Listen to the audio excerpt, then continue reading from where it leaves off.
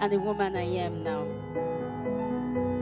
Dear diary, just thinking about when I was a child, how easy life was.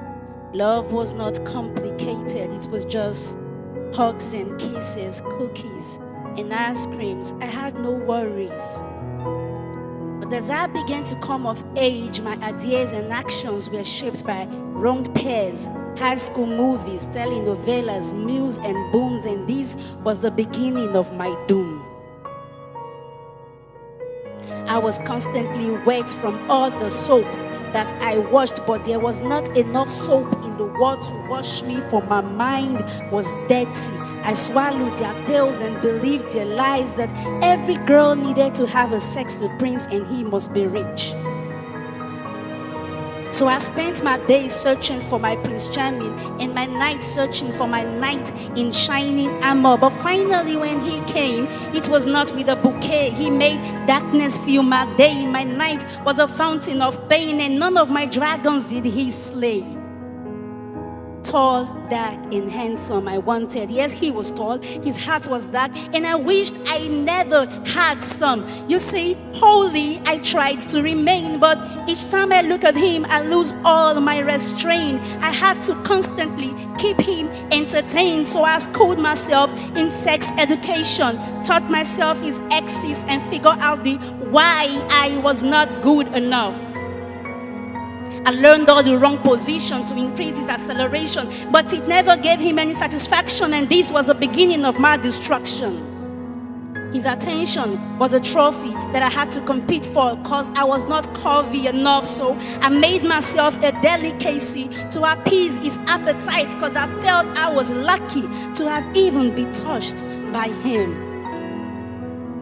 I cooked, washed, and cleaned because the society made me believe that my greatest accomplishment was his ring. I traded my crown for thorns. I knew this was wrong. I was a worker and my family had so much faith in me, so I hid. Even when my thighs hurt and my lips bruised and my eyes swollen from his constant abuse, I lied, and in secret I cried, still hoping that everything would be fine if he would just propose. But I was not good enough to pay for. I was just trash for him to dispose. I spent half of my youth trying to get him to love me and the other half trying to get me to forget him. But how do I forget him when I still suffer from the addictions that I have picked up from the table just because I wanted his friends to think that I was cool? How do I forget him when I still bled from the surgical knife that cut into me as I killed a part of me monthly just because he loved me but he wasn't ready for a baby? I was a fool and a tool for his use. He made me a murderer for an intruder. My life could not be messier. I blamed my father, for he was an abuser. I was desperate not to end up like my mother, so I searched in all the wrong places, looking for a shelter and a shoulder. But that was a lie, because it ain't nobody's fault but mine. But finally I had to stop, for the last shoe had just dropped. I looked to God and asked him, why do you hate me so much? How could you sit there and watch me ruin me? And he said to me, child, I love you. I gave up my son for you. I gave you life and gave you guidelines to guide you through. I taught you to love and gave you a manual for it in 1 Corinthians chapter 13, and I know you can read. But you traded your throne for a few minutes of pleasure, search for satisfaction to fill up a void that was mine to fill. You drank of sin till your cup was filled and your soul was empty. I made you to feel the pleasures of a man, so I understand.